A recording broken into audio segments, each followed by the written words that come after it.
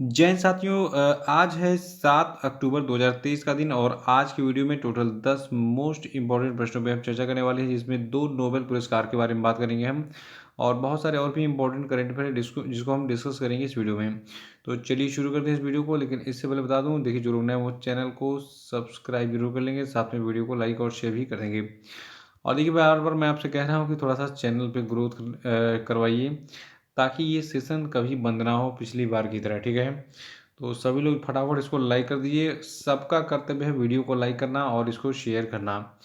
देखिए आज का हमारा पहला प्रश्न है कि 2023 का शांति का नोबेल पुरस्कार किसको दिया गया। तो देखिए 2023 का जो शांति का नोबेल पुरस्कार है ये नरगिस मोहम्मदी को दिया गया है। देखिए नॉर्वेजियन नोबेल समिति जो है इसने ईरान में महिलाओं के उत्पीड़न के खिलाफ लड़ाई और मानवाधिकार और स्वतंत्रता के लिए किए गए नरगिस मोहम्मदी के प्रयासों के लिए इनको ये अवार्ड दिया है। देखिए जो नरगिस मोहम्मदी हैं ये एक मानवाधिकार कार्यकर्ता भी हैं, इसको याद रखिएगा। तो नरगिस मोहम्मदी को जो है याद रखिएगा, ईरान में महिलाओं के उत्पीड़न के खिलाफ लड़ाई और मानवाधिकार और स्वतंत्रता के लिए किए गए इनके कार्यों के लिए शांति का नोबेल पुरस्कार यानी कि नोबेल प्राइज आप जो है पीस दिया गया है, ठीक है, 2023 का। और दूसरा प्रश्न है कि G20 पार्लियामेंट स्पीकर समिट की मेजबानी कौन सा देश करेगा। तो देखिए पूरे साल जितने भी G20 के समिट होंगे सब भारत में ही होंगे और भारत जो है ये G20 पार्लियामेंट स्पीकर समिट की मेजबानी करेगा।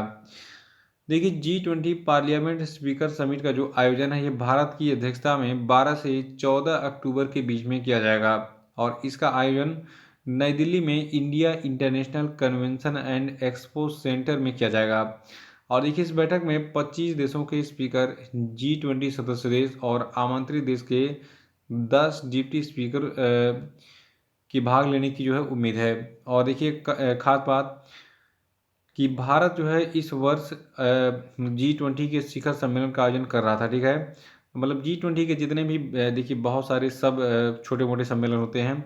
बड़ा वाला सम्मेलन तो होता ही है लेकिन उसमें स्पीकर का समिट हो गया, फिर G20 के RBI गवर्नर्स का समिट हो गया, तो ऐसे बहुत सारे समिट, मतलब G20 के सारे समिट भारत में ही हुए। बस डेट आपको याद रखिएगा कि कौन सा समिट कब हुआ।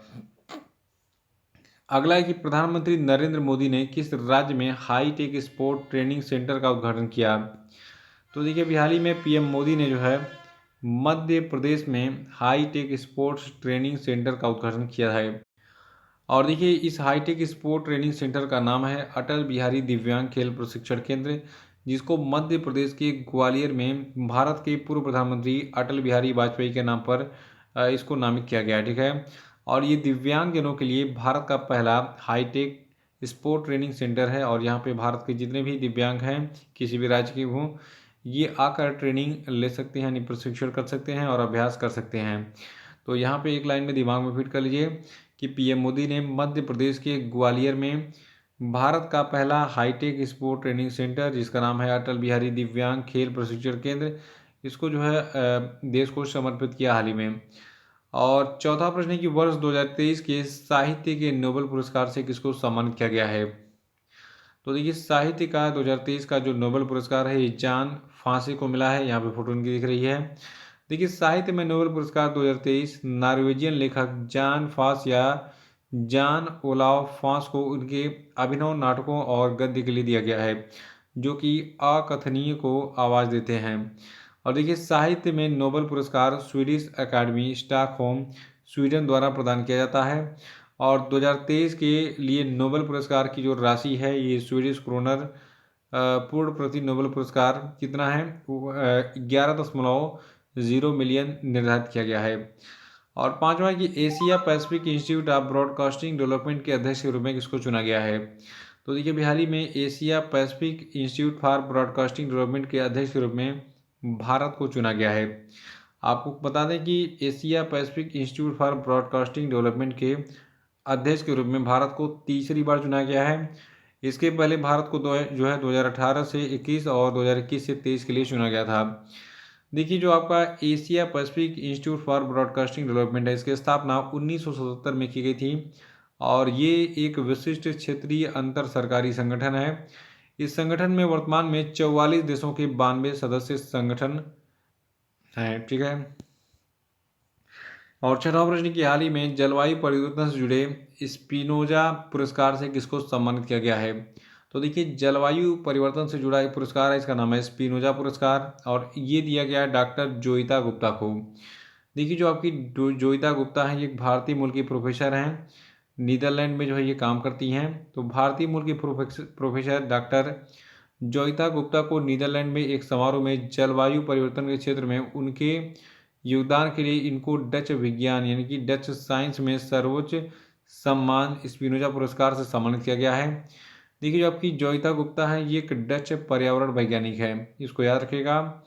और ये जो है जो आपका नीदरलैंड का एम्स्टर्डम विश्वविद्यालय है वहाँ पर जो है ये ग्लोबल साउथ में पर्यावरण और विकास की प्रोफेसर हैं।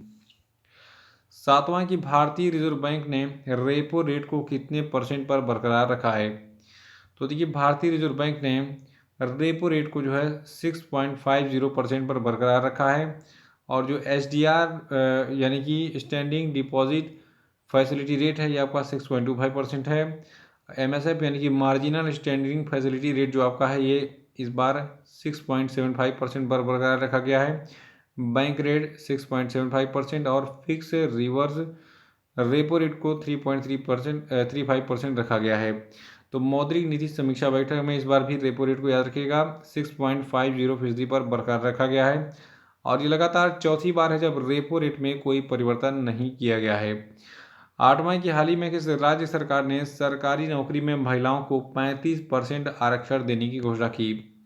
तो देखिए मध्य प्रदेश राज्य में जो है महिलाओं को सरकारी नौकरी में 35% आरक्षण मिलेगा। इससे पहले भी सीएम शिवराज चौहान ने जो है कई सारी योजनाएं लॉन्च की थी और लाडली बहन योजना इन्होंने एक लॉन्च की थी जिसके तहत शिवराज चौहान जो है ये महिलाओं को 1500 रुपये महिलाओं के खाते में भेजते हैं। अब इसको ये बढ़ा के 3000 भी करने वाले हैं। और नौवां प्रश्न कि हाल ही में किस राज्य के याक चुरपी को GI टैग मिला। देखिए याक चुरपी बहुत ही इंटरेस्टिंग टॉपिक है। यहाँ पे देखिए एक स्लाइस दिख रहा है पनीर का, ठीक है। तो ये पनीर इस जानवर के दूध का है जिसको आप याक कहते हैं। देखिए याक में जो फीमेल याक होती है वही दूध देती है। तो याक याक ऐसे मतलब सुन के लग रहा हो कहीं ये मेल ना हो। तो देखिए गाय दूध देती है बैल नहीं देता, ठीक है। तो ये गाय है। तो देखिए याक चुरपी को GI टैग मिला है। अरुणाचल प्रदेश का ये प्रमुख खाद्य पदार्थ है। देखिए याक के दूध से बना पारंपरिक पनीर चुरपी जो आपका है ये अरुणाचल प्रदेश के आदिवासी समुदाय का मुख्य भोजन रहा है और प्रोटीन से भरपूर इस पोषण संबंधी प्रोफाइल से जो है इसको एक महत्वपूर्ण आहार स्रोत मानती है, खासकर ये उन क्षेत्रों में जहाँ ताज़ी सब्जियाँ दुर्लभ है। कहने का मतलब पहाड़ों पे सब्जियाँ तो उगती नहीं हैं और इसीलिए वहाँ पर रहने वाले जो लोग हैं ये इस चुरपी का इस्तेमाल करते हैं। ये दूध जो आपका होता है याक का उसको फर्मेंट करके इसको बनाते हैं। ये इतना हाई लेवल का प्रोटीन इसमें होता है, विटामिन्स होते हैं कि इसको खाने के बाद ना आपको मीट मछली खाना है ना ही सब्जी खाना है। अगर आप इसको खाते रहें तो आप समझ लीजिए 100% परफेक्ट रहेंगे। आपका जो मार्केट में ये प्रोटीन पाउडर आते हैं सब बेकार हैं इसके आगे। तो इसीलिए इस याक चुरपी को जो है जो कि अरुणाचल प्रदेश राज्य के आदिवासी समुदाय का प्रमुख खाद्य पदार्थ है, ठीक है। तो इसको GI टैग मिला है। और 10वां प्रश्न कि हाल ही में किसी साहित्य अकादमी ने मणिपुरी भाषा के लिए युवा एवं बाल साहित्य पुरस्कार देने की घोषणा की। तो देखिए अभी हाल ही में जो आपके दिलीप नोंग मैथेम है इनको युवा एवं बाल साहित्य पुरस्कार देने की घोषणा की है साहित्य अकादमी ने मणिपुरी भाषा के लिए। और जो आपके दिलीप नोंगमैथेम हैं इनको इनकी पुस्तक जिसका नाम है इबेम्मा अमासुंग नगापेम्मा जो कि एक कहानी संग्रह है उसके लिए इनको मणिपुरी भाषा में बाल साहित्य पुरस्कार 2023 प्रदान किया जाएगा। वहीं वर्ष 2023 के लिए मणिपुरी भाषा का साहित्य अकादमी युवा पुरस्कार जो है ये कवि परशुराम थिंगनम की कृति जिसका नाम है मातंगी सेरेंग 37, ठीक है। तो ये कविता संग्रह इसको दिया जाएगा और पुरस्कार स्वरूप एक उत्कीर्ण ताम्रफलक तथा 50,000 रुपये की सम्मानित राशि प्रदान की जाएगी। तो साहित्य अकादमी ने याद रखेगा युवा बाल साहित्य पुरस्कार किसको दिया है मणिपुरी भाषा में, दिलीप नोंग मैथेम को। और 2023 के लिए मणिपुरी भाषा का जो साहित्य अकादमी युवा पुरस्कार है ये कवि परशुराम थिंगनम को मिला है। तो आज का वीडियो कैसा लगा आपको कमेंट बॉक्स में बताइए और इसको शेयर कर दीजिएगा। धन्यवाद।